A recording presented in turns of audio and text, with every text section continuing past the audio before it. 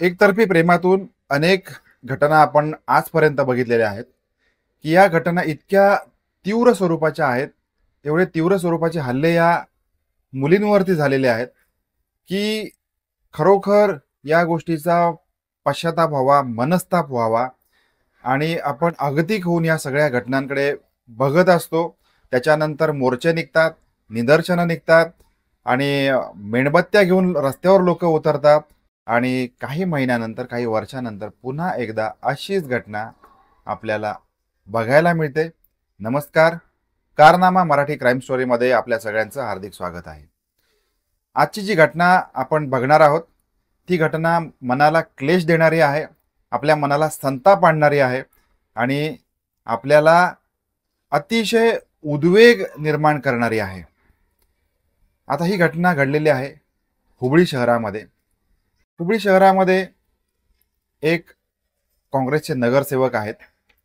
त्यांचं नाव आहे निरंजन हिरेमठ आणि त्यांना एक मुलगी आहे. त्या मुलीचं वय आहे साधारणपणे 21-22 वर्षाची ही मुलगी आहे आणि ही मुलगी MBA कॉलेजमध्ये शिकते. या ठिकाणी हुबळी शहरामधलं लिंगायत एज्युकेशन सोसायटी, त्याचं BVB कॉलेज आहे, या ठिकाणी ती MBAच्या पहिल्या वर्षाला आहे. आणि ही जी मुलगी आहे ही अतिशय सालस आहे, आज्ञाधारी आहे, आपल्या शिक्षणावर, आपल्या करिअरवर फोकस करणारी आहे. तिला MBA व्हायचंय आणि स्वतःचं करिअर करायचंय, अशा स्वरूपाची मुलगी. या कॉलेजमध्ये तिच्याच वर्गामध्ये शिकणारा एक मुलगा आहे, याचं नाव आहे फैयाज आणि याच भागामधला सौदत्ती तालुका आहे, त्याच्यामध्ये मुनव्वली गाव या ठिकाणचा हा मुलगा आहे. आणि याचे जे आई वडील आहेत, हे आई वडील सरकारी नोकर आहेत, सरकारी शिक्षक आहेत आणि यांचा मुलगा फैयाज हा देखील त्या कॉलेजमध्ये शिकतोय, लिंगायत एज्युकेशन सोसायटीच्या कॉलेजमध्ये शिकतोय, या मुलीच्या वर्गामध्ये आहे. परंतु हा जो मुलगा आहे हा अभ्यासामध्ये याचं लक्ष नाहीये, याचं लक्ष नको त्या गोष्टींकडे आहे. आणि म्हणजे आत्ताच्या कॉलेजच्या मुलं जे करतात म्हणजे पिक्चर बघणे, फिरणे, कॉलेजच्या मुलांसोबत दंगामस्ती करणे आणि अर्थातच म्हणजे आता हे सगळं केल्यामुळे अभ्यासाकडे दुर्लक्ष होते आणि हा फेल झालेला आहे आणि हा मागे पडलेला आहे. 7-8 महिन्यांपासून हा मुलगा म्हणजे तो कॉलेज करत नव्हता, तो घरी होता. आणि आता दुसऱ्या बाजूला ही जी मुलगी आहे ही अभ्यासू मुलगी, करिअर ओरिएंटेड मुलगी, हिच्या अभ्यासामध्ये प्रावीण्य असलेली मुलगी. 1 ते 2 मैत्रिणी, आपलं घर बरं, आपला अभ्यास बरा, आपले शिक्षक बरे आणि आपला अभ्यास बरा, आपलं करिअर बरं, अशी मुलगी. आणि हिचं जे आहे म्हणजे ह्या अभ्यासामध्येच तिचं सगळं ती अडकून पडलेली होती. आता एक मुलगी आहे, एक मुलगा आहे, हे सांगण्याचा उद्देश आहे की ह्या फैयाजचं जे आहे ना, या मुलीवर एकतर्फी प्रेम होतं आणि फक्त एकतर्फी प्रेम होतं. आता एकतर्फी प्रेम म्हटलं की काय असतं, की या मुलीचा पाठलाग करणे, या मुलीच्या मागावर असणे, या मुलीवर लक्ष ठेवणे, हे सगळं हा मुलगा करत होता. फैयाज अभ्यास सोडून ह्या सगळ्या गोष्टीचे धंदे करत होता, या मुलीच्या पाठलागावर होते. आणि हा पाठलाग करून हा काय करायचा की ही मुलगी माझी प्रेयसी आहे, या मुलीवर माझं प्रेम आहे, आम्ही एकमेकांच्या प्रेमामध्ये आहोत, या नको नको त्या अफवा हा मुलगा पसरवत होता. आता ठीक आहे, म्हणजे आता बघा ना, आता ठीक आहे म्हणजे काय असतं की एक मुलगी आणि एक मुलगा जर तुम्ही कॉलेजमध्ये एकमेकावर तुमचं खरोखर निर्व्याज आणि सरळ आणि मनापासून प्रेम असेल तर ठीक असतं, पण एक परतर्फी प्रेम हे कधी चांगलं नाही, हा कुणाचा तरी घात करतं. आता तारीख होती 18 एप्रिलची आणि 18 एप्रिल म्हणजे आता ह्या सगळ्या अभ्यासांचा, परीक्षांचा पिरियड होता.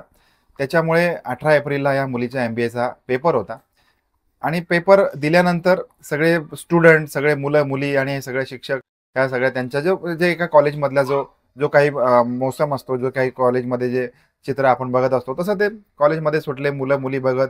म्हणजे आता बऱ्याच वेळेला मग कुठला पेपरमध्ये आपण कुठला प्रश्न अवघड गेला, आपण कुठला पेपर लिहिला, कुठला प्रश्न लिहिला नाही, कुठला कमी मार्काचा लिहिला, हे सगळं चर्चा करत ती मुलं बाहेर येत असतात. त्याच वेळेला हा जो फैयाज आहे हा त्याच्या हातामध्ये, त्याच्या खिशामध्ये चाकू त्याने लपवून त्या ठिकाणी तो आलेला आहे आणि त्या मुलीच्या मानेवरती सपासप त्याने वार केलेत. ती मुलगी आरडते, ओरडते आणि त्या ठिकाणी ती निश्चित पडलेली आहे. आणि त्याच वेळेला सगळे मुलं सावळा गोंधळ झालेला आहे. सगळे मुलं सावध झालेले आहेत आणि सगळा गोंधळ झालाय. ती मुलगी खाली पडलेली आहे हे बघून सगळे शिक्षक धावत आलेले आहेत.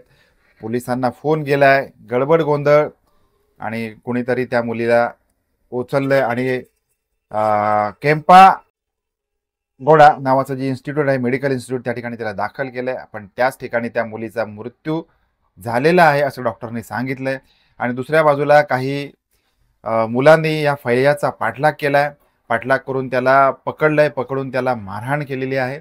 त्याला गंभीर जखमी केलेला आहे आणि त्याला पोलिसांच्या ताब्यात दिलंय. अशी संपूर्ण घटना. एक मुलीचा दुर्दैवी मृत्यू आणि हा मुलगा आता जेलमध्ये आहे. एवढं म्हणजे बोलताना हे सगळं सांगताना सुद्धा वाईट वाटतंय की आपल्या मुली, आपल्या आया बहिणी सुरक्षित नाहीयेत.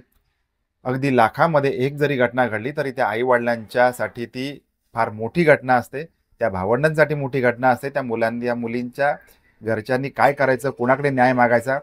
आता तिचे जे वडील आहेत ते एक एक नगरसेवक म्हणून त्यांचं त्या ठिकाणी रुबाब होता, नावलौकिक होतं.